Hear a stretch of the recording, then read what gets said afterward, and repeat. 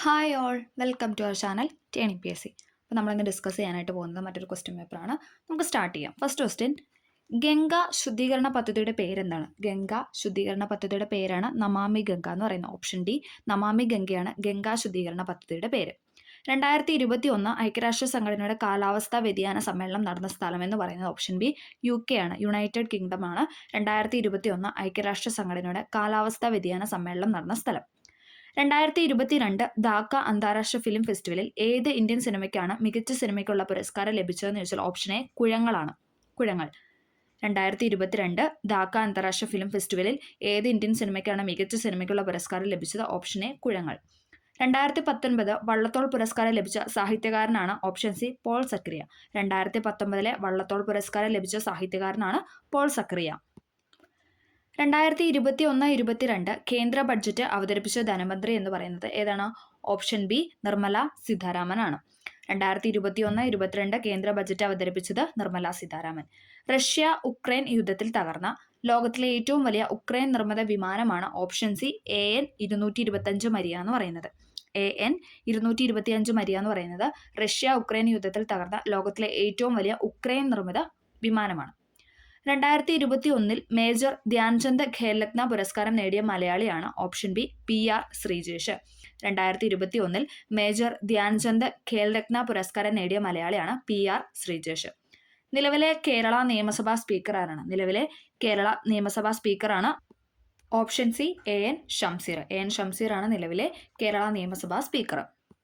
2022 FIFA world കപ്പിന് ആതിഥേയം വഹിച്ച രാജ്യമെന്ന് പറയുന്നത് ഓപ്ഷൻ ഡി, ഖത്തറാണ്. 2022 ഫിഫ വേൾഡ് കപ്പിന് ആതിഥേയം വഹിച്ച രാജ്യം ഖത്തർ. നിലവിലെ കേരള ലോകായുക്ത ചെയർമാൻ N അനിൽകുമാറാണ് നിലവിലെ കേരള ലോകായുക്ത ചെയർമാൻ. കേരളത്തിന്റെ തീരപ്രദേശം ഏതു പേരിലാണ് അറിയപ്പെടുന്നത്? കേരളത്തിന്റെ തീരപ്രദേശം അറിയപ്പെടുന്നത് മലബാർ തീരസമതലം എന്നാണ്. കേരളത്തിന്റെ തീരപ്രദേശം മലബാർ തീരസമതലം എന്നാണ് അറിയപ്പെടുന്നത്. അറബിക്കടലിൽ സ്ഥിതി ചെയ്യുന്ന ഇന്ത്യയുടെ ദ്വീപ സമൂഹമാണ് ലക്ഷദ്വീപ് എന്ന് പറയുന്നത്. അറബിക്കടലിൽ സ്ഥിതി ചെയ്യുന്ന ഇന്ത്യയുടെ ദ്വീപ സമൂഹമാണ് ലക്ഷദ്വീപ്. വടക്കേ ഇന്ത്യ, തെക്കേ ഇന്ത്യ എന്നിങ്ങനെ ഇന്ത്യയെ രണ്ടായി വേർതിരിക്കുന്ന അക്ഷാംശ രേഖ ഏതാണ്? വടക്കേ ഇന്ത്യ, തെക്കേ ഇന്ത്യ എന്നിങ്ങനെ ഇന്ത്യയെ രണ്ടായി വേർതിരിക്കുന്ന അക്ഷാംശ രേഖയാണ് ഉത്തരായന രേഖ. ഉത്തരായന രേഖ. ഇന്ത്യയെ ശ്രീലങ്കയിൽ നിന്ന് വേർതിരിക്കുന്ന സമുദ്രഭാഗമാണ്? ഓപ്ഷൻ ഡി, മാന്നാർ കടലിടുക്ക്. ഇന്ത്യയെ ശ്രീലങ്കയിൽ നിന്ന് വേർതിരിക്കുന്ന സമുദ്രഭാഗമാണ് മാന്നാർ കടലിടുക്ക്. ഇന്ത്യയിലെ ദേശീയ ജലപാത 3 ബന്ധിപ്പിക്കുന്ന സ്ഥലങ്ങളാണ്? കൊല്ലം, കോട്ടപ്പുറം. ഓപ്ഷൻ സി, കൊല്ലം, കോട്ടപ്പുറമാണ് ദേശീയ ജലപാത 3 ബന്ധിപ്പിക്കുന്ന സ്ഥലങ്ങൾ. കേരളം, തമിഴ്നാട് സംസ്ഥാനങ്ങളിലെ തീരദേശ മണലിൽ നിന്ന് ലഭിക്കുന്ന ആണവോർജ്ജ ധാതുവാണ് തോറിയം എന്ന് പറയുന്നത്. ഓപ്ഷൻ ബി, തോറിയമാണ് കേരളം, തമിഴ്നാട് സംസ്ഥാനങ്ങളിലെ തീരദേശ മണലിൽ നിന്ന് ലഭിക്കുന്ന ആണവോർജ്ജ ധാതു.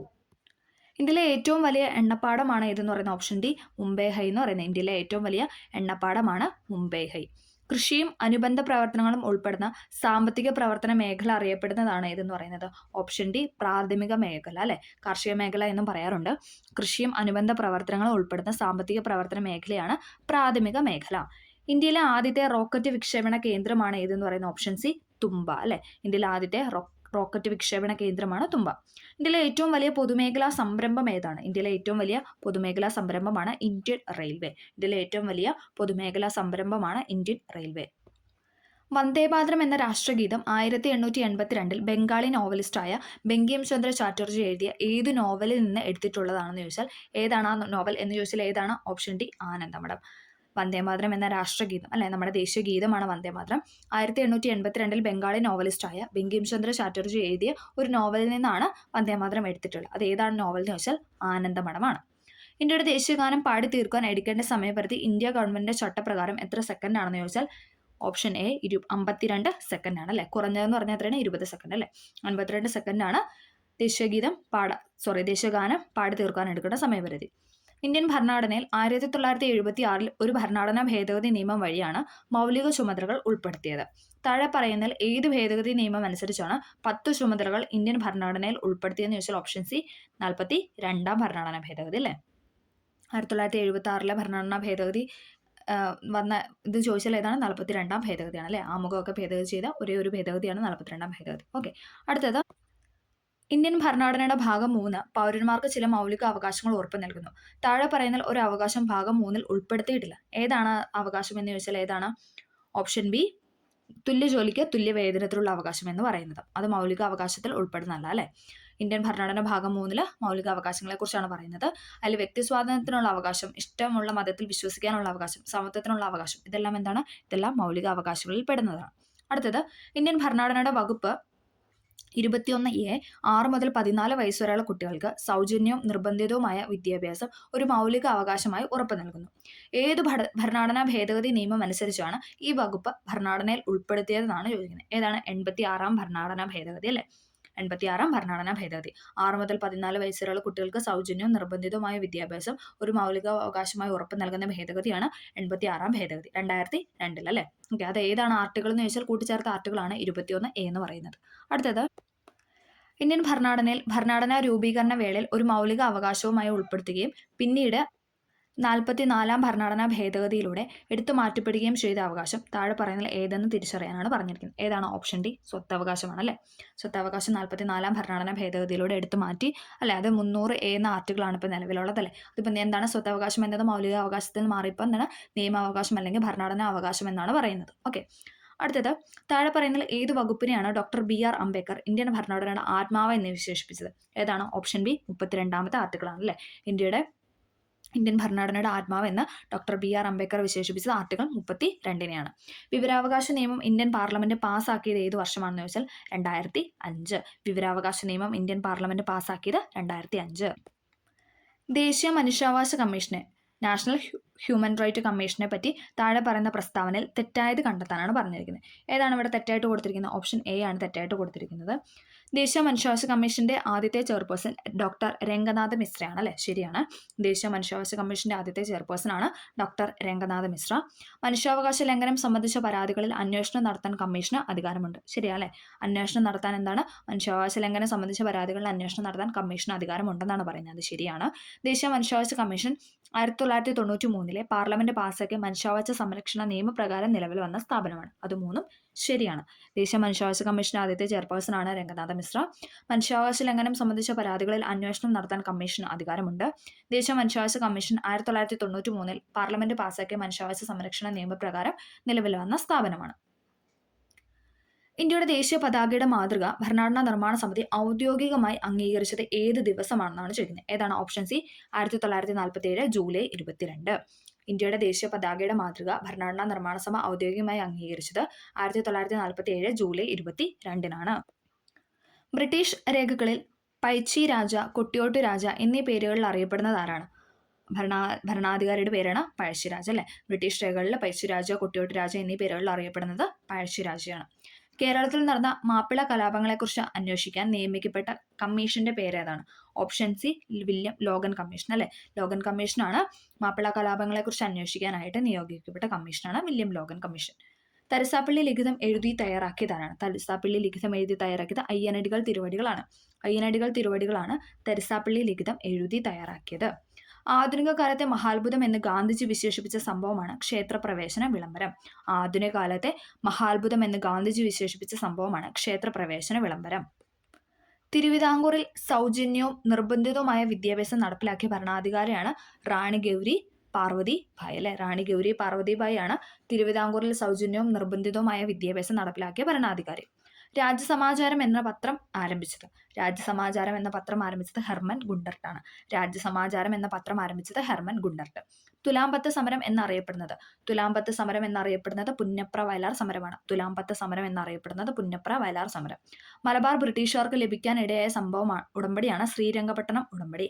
മലബാർ ബ്രിട്ടീഷുകാർക്ക് ലഭിക്കാൻ ഇടയാക്കിയ ഉടമ്പടിയാണ് ശ്രീരംഗപട്ടണം ഉടമ്പടി. കണ്ണീരും കിനാവും എന്ന ഗ്രന്ഥം രചിച്ചത്? കണ്ണീരും കിനാവും എന്ന ഗ്രന്ഥം രചിച്ചത് ആരാണ്? VT ഭട്ടതിരിപ്പാടാണ് അല്ലെ? കണ്ണീരും കിനാവും എന്ന ഗ്രന്ഥം രചിച്ചത് VT ഭട്ടതിരിപ്പാട്.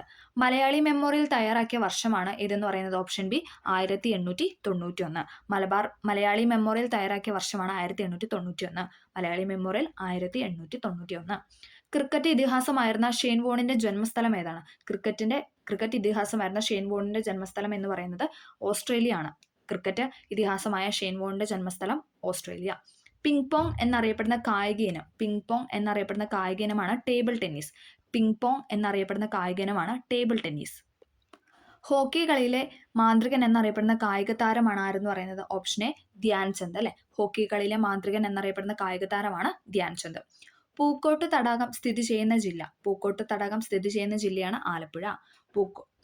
പൂക്കോട്ട് തടാകം സ്ഥിതി ചെയ്യുന്ന ജില്ലയാണ് വയനാട്. പൂക്കോട്ട് തടാകം സ്ഥിതി ചെയ്യുന്ന ജില്ലയാണ് വയനാട് എന്ന് പറയുന്നത്. പൂക്കോട്ട് തടാകം വയനാട്. പാലക്കാട് ജില്ലയിലെ നിത്യഹരിത വനമാണ് ഇതെന്ന് പറയുന്നത്. Option B silent Valley. Palakkad ജില്ലയിലെ നിത്യഹരിത വനമാണ് സൈലന്റ് വാലി. കേരളത്തിലെ നാടുകളെക്കുറിച്ച് വിവരങ്ങൾ ലഭിക്കുന്നത് എവിടെ നിന്നാണ്? ഓപ്ഷൻ സി വട്ടെഴുത്ത് ലിഖിതത്തിൽ നിന്നാണ്. കേരളത്തിലെ നാടുകളെക്കുറിച്ച് വിവരങ്ങൾ ലഭിച്ചിരുന്നത് വട്ടെഴുത്ത് ലിഖിതത്തിൽ നിന്നാണ്. അടുത്തത് കേരളത്തിലെ ഏറ്റവും വലിയ ഭൂഗർഭ ജലവൈദ്യുത നിലയം. കേരളത്തിലെ ഏറ്റവും വലിയ ഭൂഗർഭ ജലവൈദ്യുത നിലയമാണ് മൂലമറ്റം. ഓപ്ഷൻ ഡി മൂലമറ്റമാണ് കേരളത്തിലെ ഏറ്റവും വലിയ ഭൂഗർഭ ജലവൈദ്യുത നിലയം. പ്രാചീന കാലത്ത് ചൂർണി എന്നറിയപ്പെടുന്ന നദിയാണ് ഇതെന്ന് പറയുന്നത് പെരിയാർ എന്ന് പറയുന്നത്. പ്രാചീന കാലത്ത് ചൂർണി എന്നറിയപ്പെടുന്ന നദിയാണ് പെരിയാർ. 5 തിണകളിൽ നെയ്തൽ എന്തിനാണ് സൂചിപ്പിക്കുന്നതെന്ന് ചോദിച്ചാൽ കടൽ തീരത്തെയാണ്. നെയ്തൽ സൂചിപ്പിക്കുന്നത് കടൽ തീരത്തെയാണ്. 5 തിണകളിൽ നെയ്തൽ സൂചിപ്പിക്കുന്നത് കടൽ തീരത്തെയാണ്. സംഘകാലഘട്ടത്തിൽ ഉപ്പ് വ്യാപാരികൾ ഏതു പേരിലാണ് അറിയപ്പെട്ടിരുന്നത്? ഓപ്ഷൻ എ ഉമണർ എന്നാണ് അറിയപ്പെട്ടിരുന്നത്. സംഘകാലഘട്ടത്തിൽ ഉപ്പ് വ്യാപാരികൾ ഏതു പേരിൽ അറിയപ്പെട്ടിരുന്നു എന്ന് ചോദിച്ചാൽ ഉമണർ എന്നാണ് അറിയപ്പെട്ടിരുന്നത്. ഒരു ദിവസം നമ്മുടെ വായിൽ വീഴാൻ പോകുന്ന ചെറി എന്ന് ഔദിനെ വിശേഷിപ്പിച്ചത് ഡൽഹൌസി പ്രഭുവാണ്. ഒരു ദിവസം നമ്മുടെ വായിൽ വീഴാൻ പോകുന്ന ചെറി എന്ന് ഔദിനെ വിശേഷിപ്പിച്ചത് ഡൽഹൌസിയാണ്.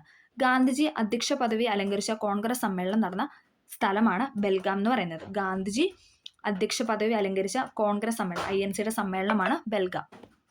ഇന്ത്യ വിൻസ് ഫ്രീഡം എന്ന ഗ്രന്ഥം രചിച്ചത് Maulana Abdul Kalam Azad. India wins freedom എന്ന ഗ്രന്ഥം രചിച്ചത് മൗലാന അബ്ദുൽ കലാം ആസാദ്. ഗാന്ധിജിയുടെ പ്രവർത്തിക്കുക അല്ലെങ്കിൽ മരിക്കുക എന്ന മുദ്രാവാക്യം ഏത് സമരവുമായി ബന്ധപ്പെട്ടതാണ്? ഓപ്ഷൻ ബി ക്വിറ്റ് ഇന്ത്യ സമരവുമായി ബന്ധപ്പെട്ടതാണ്. 1942 ക്വിറ്റ് ഇന്ത്യ സമരവുമായി ബന്ധപ്പെട്ടതാണ് ഗാന്ധിജിയുടെ പ്രവർത്തിക്കുക അല്ലെങ്കിൽ മരിക്കുക എന്ന മുദ്രാവാക്യം. അടുത്തത് ഇന്ത്യക്ക് സ്വാതന്ത്ര്യം നൽകിയ ബ്രിട്ടീഷ് പ്രധാനമന്ത്രിയാണ് ക്ലെമന്റ് ആറ്റ്ലി. സന്താളർ അധിവസിച്ചിരുന്ന ഭൂമിയാണ് ദാമനി കോഹ് എന്ന് പറയുന്നത്. ഇതെല്ലാം SCERT ഫാക്ട് ആണ്, എടുത്ത് പറയുന്നില്ല, എല്ലാം PYQ റിപ്പീറ്റ് ചെയ്ത് ചോദിക്കുന്ന ക്വസ്റ്റ്യൻസ് തന്നെയാണ്. ഓക്കെ, സന്താളർ അധിവസിച്ചിരുന്ന ഭൂമിയാണ് ദാമനി കോഹ്. ഇന്ത്യയിൽ ബ്രിട്ടീഷ് സാമ്രാജ്യത്തിന് അടിത്തറ പാകിയ യുദ്ധമാണ് ഏതെന്ന് പറയുന്നത്? ഓപ്ഷൻ ബി പ്ലാസി യുദ്ധം.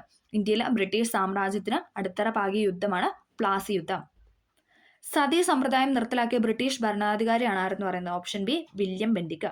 സതി സമ്പ്രദായം നിർത്തലാക്കിയത് വില്യം ബെന്റിക് പ്രഭുവാണ്. സെർവൻസ് ഓഫ് ഇന്ത്യ സൊസൈറ്റി സ്ഥാപിച്ചത് ഗോപാലകൃഷ്ണ ഗോഖലെ. ഭാരതത്തിന്റെ ഉരുക്കു മനുഷ്യൻ എന്നറിയപ്പെടുന്ന സർദാർ വല്ലഭായ് പട്ടേൽ. താഴെ കൊടുത്തിരിക്കുന്നതിൽ നിന്നും മനുഷ്യ ശരീരത്തിലെ ഏറ്റവും കഠിനമായ പദാർത്ഥത്തിന്റെ പേര് തിരഞ്ഞെടുക്കുക. ഏതാണ്? ഓപ്ഷൻ ബി ഇനാമലാണ് അല്ലെ. മനുഷ്യ ശരീരത്തിലെ ഏറ്റവും കാഠിന്യമേറിയ പദാർത്ഥത്തിന്റെ പേരാണ് ഇനാമൽ. പ്രായപൂർത്തിയായ ഒരു സാധാരണ മനുഷ്യന്റെ വായിൽ ആകെയുള്ള ഉളിപ്പല്ലുകളുടെ എണ്ണം എത്രയാണ്? ഉളിപ്പല്ലുകളുടെ എണ്ണം 8 ആണ്. പ്രായപൂർത്തിയായ ഒരു സാധാരണ മനുഷ്യന്റെ വായിൽ ആകെയുള്ള ഉൾപ്പല്ലുകളുടെ എണ്ണം എന്ന് പറയുന്നത് 8 ആണ്. അടുത്തത് ഏത് ജീവകത്തിന്റെ അഭാവമാണ് മനുഷ്യരിൽ മോണയിൽ പഴുപ്പ്, രക്തസ്രാവം എന്നീ ലക്ഷണങ്ങൾക്ക് കാരണമാകുന്നത്? ഏത് ജീവകത്തിന്റെ അഭാവമാണ് മനുഷ്യരിൽ മോണയിൽ പഴുപ്പ്, രക്തസ്രാവം എന്നീ ലക്ഷണങ്ങൾക്ക് കാരണമാകുന്നതെന്ന് ചോദിച്ചാൽ ഓപ്ഷൻ ഡി വിറ്റാമിൻ സിയുടേതാണ്. കേരള സംസ്ഥാന സർക്കാർ നടപ്പിലാക്കി വരുന്ന സൗജന്യ ക്യാൻസർ ചികിത്സാ പദ്ധതിയുടെ പേരാണ് ഇതെന്ന് പറയുന്നത്? ഓപ്ഷൻ ഡി സുകൃതം എന്ന് പറയുന്നത്. കേരള സംസ്ഥാന സർക്കാർ നടപ്പിലാക്കി വരുന്ന സൗജന്യ ക്യാൻസർ ചികിത്സാ പദ്ധതിയുടെ പേരാണ് സുകൃതം. താഴെ പറയുന്ന 1 മുതൽ 4 വരെയുള്ള ഇനങ്ങളിൽ കൊതുകുകൾ മുഖേന അല്ലാതെ പകരുന്ന രോഗങ്ങൾ ഏവ എന്നാണ് ചോദിച്ചത്. കൊതുകുകൾ മുഖേന അല്ലാതെ പകരുന്ന രോഗങ്ങൾ ഓപ്ഷൻ എ ആണ് 1ഉം 3ഉം. കുഷ്ഠവും കോളറയും എന്ന് പറയുന്നത് കൊതുക് മുഖേന പരത്തുന്ന രോഗമല്ല. അതേസമയം മലമ്പനി, മന്ത എന്ന് പറയുന്നത് കൊതുക് പരത്തുന്ന രോഗങ്ങളാണ്. അടുത്തത് താഴെ പറയുന്നതിൽ ഏത് ജില്ലയിലാണ് Indian institute of spices research സ്ഥിതി ചെയ്യുന്നത്? Indian institute of spices research സ്ഥിതി ചെയ്യുന്നത് കോഴിക്കോടാണ്. ഓപ്ഷൻ ബി കോഴിക്കോടാണ് Indian institute of spices research സ്ഥിതി ചെയ്യുന്നത്. അന്തരീക്ഷ വായുവിൽ അടങ്ങിയിരിക്കുന്ന നൈട്രജന്റെ അളവ് എന്ന് പറയുന്നത് ഏതാണ്? Option C 78%. അന്തരീക്ഷ വായുവിൽ അടങ്ങിയിരിക്കുന്ന നൈട്രജന്റെ അളവ് 78%. ചന്ദ്രശങ്കര എന്നത് ഏത് സസ്യത്തിന്റെ സങ്കരവർഗമാണെന്ന് ചോദിച്ചാൽ ഏതാണ്? Option D തെങ്ങിന്റെയാണ്. ചന്ദ്രശങ്കര എന്ന് പറയുന്നത് തെങ്ങിന്റെ സങ്കര ഇനമാണ്. താഴെ പറയുന്നതിൽ ഏത് രാസവസ്തുവാണ് മണ്ണിന്റെ ജൈവാംശം തിരിച്ചറിയാൻ വേണ്ടി ഉപയോഗിക്കുന്നത്? ഏതാണ്? ഓപ്ഷൻ സി ഹൈഡ്രജൻ പെറോക്സൈഡ് ആണ്. ഏത് രാസവസ്തുവാണ് മണ്ണിന്റെ ജൈവാംശം തിരിച്ചറിയാൻ വേണ്ടി ഉപയോഗിക്കുന്നത് എന്ന് വെച്ചാൽ ഹൈഡ്രജൻ പെറോക്സൈഡ് ആണ്. ലോക വനദിനമായിട്ട് ആചരിക്കുന്നത് മാർച്ച് 21 ലോക വനദിനമായിട്ട് ആചരിക്കുന്നത് മാർച്ച് 21 ലോക വനദിനം മാർച്ച് 21. ആധുനിക ആറ്റം സിദ്ധാന്തം ആവിഷ്കരിച്ച ശാസ്ത്രജ്ഞനാണ് ആരെന്ന് പറയുന്നത് ഓപ്ഷൻ ബി ജോൺ ഡാൾട്ടൺ. ആധുനിക ആറ്റം സിദ്ധാന്തം ആവിഷ്കരിച്ചത് ജോൺ ഡാൾട്ടൺ ആണ്. സിങ്കിന്റെ അയിരാണ് ചോദിച്ചിരിക്കുന്നത്. ഏതാണ് സിങ്കിന്റെ അയിർ എന്ന് പറയുന്നത്? കലാമിനാണ്. സിങ്കിന്റെ അയിരാണ് കലാമിൻ. കാലാവസ്ഥാ ബലൂണുകളിൽ നിറയ്ക്കുന്നതിനായി ഉപയോഗിക്കുന്ന ഉത്കൃഷ്ട വാതകമാണ് ഏതെന്ന് പറയുന്ന ഓപ്ഷൻ എ ഹീലിയം എന്ന് പറയുന്നത്. കാലാവസ്ഥാ ബലൂണുകളിൽ നിറയ്ക്കുന്നതിനായി ഉപയോഗിക്കുന്ന ഉത്കൃഷ്ട വാതകമാണ് ഹീലിയം. ഭൂവൽക്കത്തിൽ ഏറ്റവും കൂടുതലായി കാണപ്പെടുന്ന മൂലകം ഏതാണ്? ഭൂവൽക്കത്തിൽ ഏറ്റവും കൂടുതലായി കാണപ്പെട്ട മൂലകമാണ് ഓക്സിജൻ എന്ന് പറയുന്നത്. ഭൂവൽക്കത്തിൽ ഏറ്റവും കൂടുതലായി കാണപ്പെടുന്ന മൂലകമാണ് ഓക്സിജൻ. വാഹനങ്ങളിലെ ബാറ്ററിയിൽ ഉപയോഗിക്കുന്ന ആസിഡ് ആണ് ഏതെന്ന് പറയുന്നത് option C sulphuric acid. Important ആണ്. വാഹനങ്ങളിലെ ബാറ്ററിയിൽ ഉപയോഗിക്കുന്ന ആസിഡാണ് സൾഫ്യൂരിക് ആസിഡ്. ഒരു വസ്തുവിന്റെ വേഗതയെ സംബന്ധിച്ച് താഴെ പറയുന്നതിൽ ഏത് സമവാക്യമാണ് ശരിയല്ലാത്തത് എന്നാണ് ചോദിച്ചിരിക്കുന്നത്. ഏതാണ് ഇവിടെ ശരിയല്ലാത്തതെന്ന് പറഞ്ഞാൽ ഓപ്ഷൻ സി ആണ്. ദൂരം is equal to distance is equal to വേഗത ഇൻറ്റു സമയം, സ്പീഡ് ഇൻറ്റു ടൈം. ശരിയാണല്ലേ? നമ്മൾ മാത്സിലൊക്കെ പഠിക്കുന്നതാണ്. Distance is equal to speed into time. ശരിയാണ്.